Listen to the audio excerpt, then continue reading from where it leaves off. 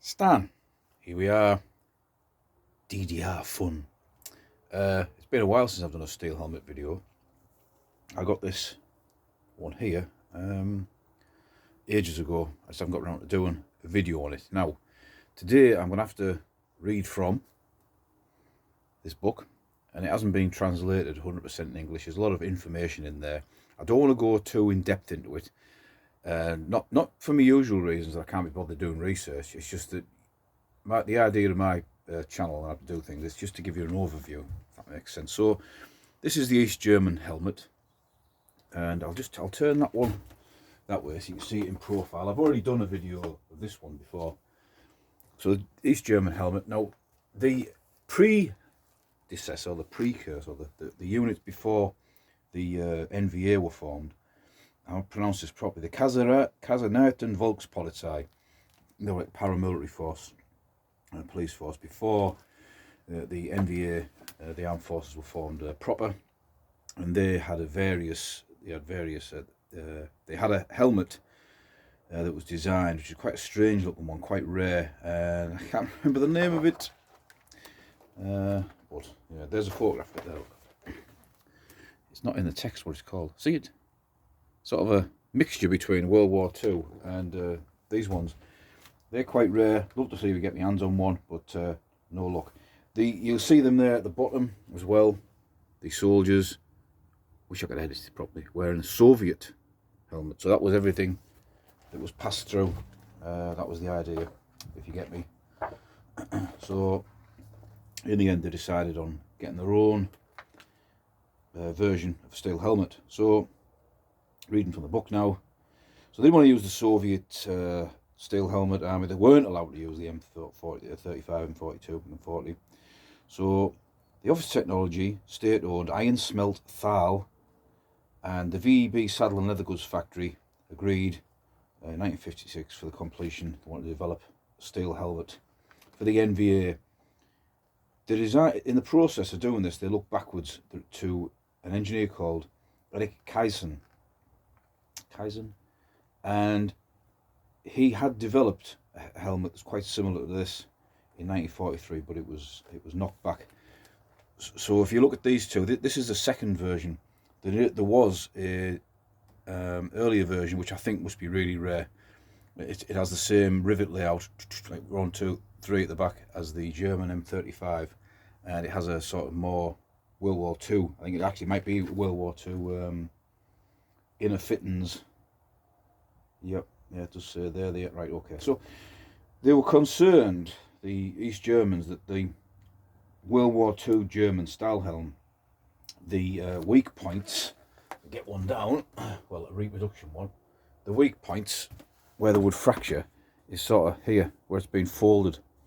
So the idea was to design a helmet that was not impervious to but more not aerodynamic, so it would reflect ricochets of bits of fragments and stuff like that. So I want to work through this pretty quickly because it's a lot to take in. So they tested it, and it's interesting that on the internet now, on YouTube, there's a lot of people, a lot of channels that ballistically test helmets, and a lot of people complain and say they're not designed to take a pistol or a bullet or deflect them. So, but it says here, bombardment and stability testing involved directly firing Tokarev pistol at them from 10 to 23 metres, the PPSH 41, 25 to 100 metres, and a sniper rifle, and also other SMGs. They were also exposed to the effects of artillery, I think obviously not directly, and grenades, grenade launchers, etc, etc, etc. And the results were that it was realised it was an affected helmet. Only 1 metre away from a detonation site of a hand grenade, the steel helmets withstood the effects of the shrapnel. Sorry, I'm just reading here, trying to get it out to. They wanted to make sure that it was okay, comfortable to wear, that the meteorological conditions of sun, rain, or wind shouldn't impair your hearing, as in World War I sort of style helm did. It is stamped inside. Initially, they had a a black and red DDR symbol. I'm stuttering today, aren't I? I'm trying to do it properly. No good, this is it. May as well just do my usual thing. Right, so they were introduced in small quantities in April 1956, and initially they had the emblem of the DDR on the side. Inside, there should be stamped when it was made and the size.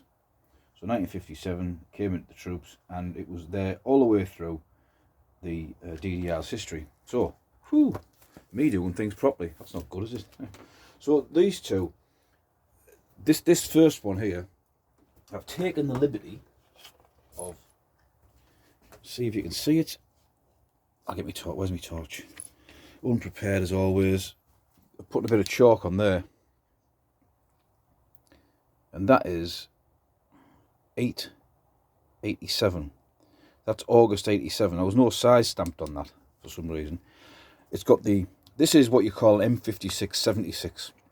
So this liner here was, the liner system was upgraded in 1976. You can see the metal prongs there. Has a helmet net on. Quite a tatty one, this. I got this, or whenever I did the video, 8-9 years ago, something like that, maybe 7 years ago, unsure. But it's quite, there's a lot of rust coming through on this one. It's coming up on the camera. Now this earlier one, which I got, I don't know if I got it in the summer or last Christmas, can't remember. It's been laid up in the attic. So you can see the difference. This one's got rivets, 3 rivets on the top. This was for the earlier liner. So, have a look at the date on this one. Now, torch again, where's it gone? Oh, you can just about see that, I think. 11, it says 2/58. Now, there is something written underneath. I can't quite make it out. It's a 5 or something. I think this means that this is a size 2 from 1958. So that's quite an early one. Now, I've just looked at one of the websites I use quite regularly for helmet identification, and this could be an M56 66, but I'm not sure because it does look exactly the same as that one.